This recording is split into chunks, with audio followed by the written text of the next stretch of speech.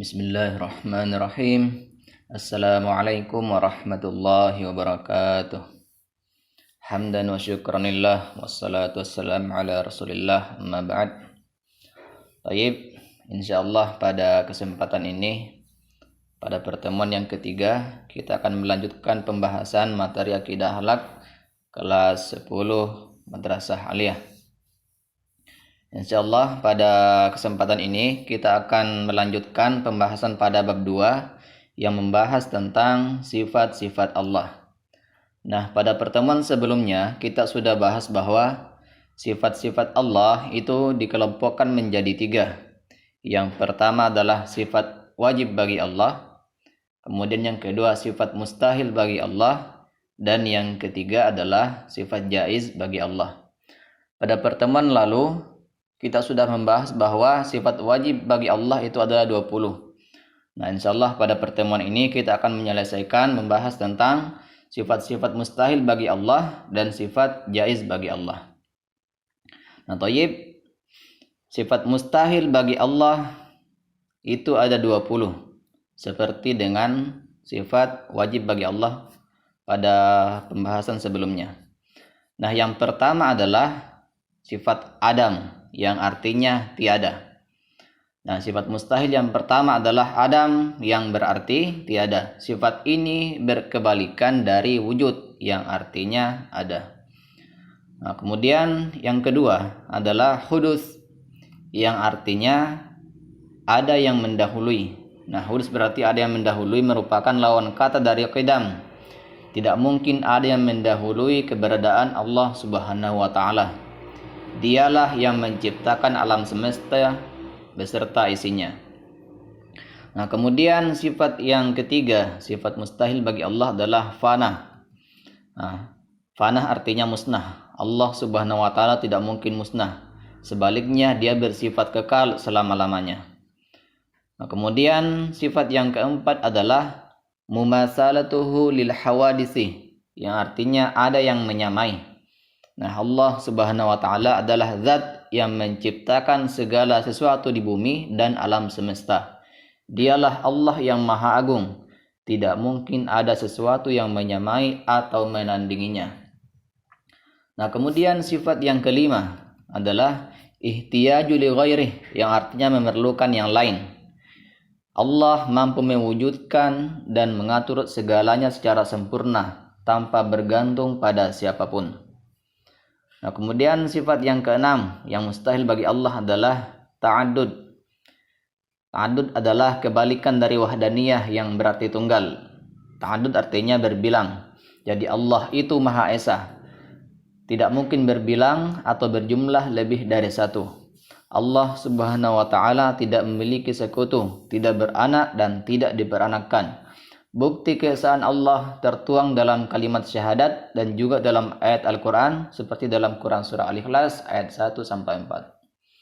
Nah, kemudian sifat yang ketujuh adalah ajzun, yang artinya lemah, yang merupakan lawan kata dari kudrat, yang berarti berkuasa. Jadi Allah tidak mungkin bersifat lemah. Sebaliknya, Allah Azza wa Jalla itu maha berkuasa atas segala sesuatu. Tidak ada yang melampaui kekuasaan Allah Subhanahu wa taala.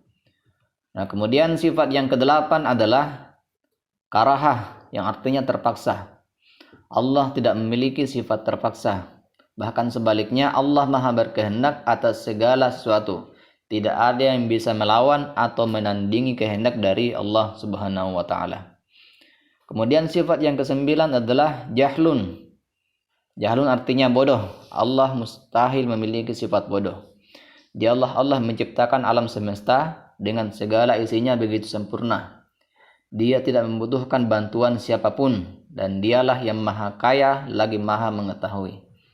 Kemudian sifat yang ke-10 adalah mautun, yang artinya mati. Allah tidak akan pernah mati. Dia bersifat kekal, terus menerus mengurus makhluknya tanpa tidur dan tidak letih sedikit pun. Kemudian sifat yang ke-11 adalah samamun, yang artinya tuli. Mustahil Allah bersifat tuli. Allah Subhanahu wa taala adalah Tuhan yang maha mendengar. Pendengaran Allah meliputi segala sesuatu. Kemudian sifat yang ke-12 adalah amah, yang artinya buta. Allah Subhanahu wa taala juga tidak mungkin buta. Dia Maha melihat segala sesuatu, tidak ada satu hal pun yang luput dari penglihatannya. Kemudian sifat yang ke-13 adalah bakamun, yang berarti bisu. Allah Subhanahu wa taala tidaklah bisu. Allah berkata dan berfirman dengan sangat sempurna. Tak ada yang bisa mengalahkan keindahan firman Allah Subhanahu wa taala. Dan salah satu nabi yang pernah berbicara langsung dengan Allah adalah Nabi Musa alaihissalam. Kemudian yang ke-14, sifat yang mustahil bagi Allah adalah ajizan, yang artinya zat yang lemah. Mustahil Allah bersifat lemah. Allah Subhanahu wa taala adalah pencipta alam semesta dan segala isinya. Kemudian sifat yang ke-15 adalah karihan, yang artinya zat yang terpaksa. Allah Subhanahu wa taala bukan zat yang terpaksa. Dia Maha berkehendak atas segala sesuatu. Hanya dengan berkata atau berfirman kun fayakun, maka jadilah apa yang dikehendaki oleh Allah Subhanahu wa taala. Kemudian sifat mustahil bagi Allah yang ke-16 adalah jahilan atau zat yang sangat bodoh. Mustahil Allah adalah zat yang bodoh. Allah Maha mengetahui dan melihat apa-apa yang ditampakkan atau yang kita sembunyikan. Kemudian sifat yang ke-17 adalah mayitan, zat yang mati. Allah tidak mungkin mati. Allah bersifat kekal, tidak musnah dan tidak binasa. Dia tidak pernah tidur, selalu mengawasi hamba-hambanya setiap saat. Kemudian yang ke-18 adalah asammah, zat yang tuli. Mustahil Allah bersifat tuli. Allah adalah Tuhan yang Maha mendengar. Pendengaran Allah tak terbatas dan meliputi segala sesuatu. Kemudian sifat yang ke-19 adalah a'mah, zat yang buta. Allah Maha melihat, tidaklah buta. Dia Maha sempurna dengan seluruh keagungannya. Kemudian sifat yang terakhir adalah abkamah atau zat yang bisu. Allah bukanlah zat yang bisu. Allah berfirman dan firman-Nya tertuang dalam kitab-kitab suci yang diturunkan kepada para nabinya. Nah, itu adalah 20 sifat mustahil bagi Allah. Nah, selanjutnya adalah sifat jaiz bagi Allah. Nah, apa itu sifat jaiz bagi Allah? Nah, sifat jaiz bagi Allah adalah sifat yang mungkin boleh ada atau sifat yang mungkin juga tidak ada pada Allah. Dalam kalimat lain atau dalam pengertian lain, sifat jaiz ini adalah sifat yang bisa melekat pada Allah dan bisa pula tidak melekat pada Allah. Sebab semua adalah berdasarkan kehendaknya. Maka Allah sangat berkuasa untuk melakukan sesuatu atau tidak melakukan sesuatu.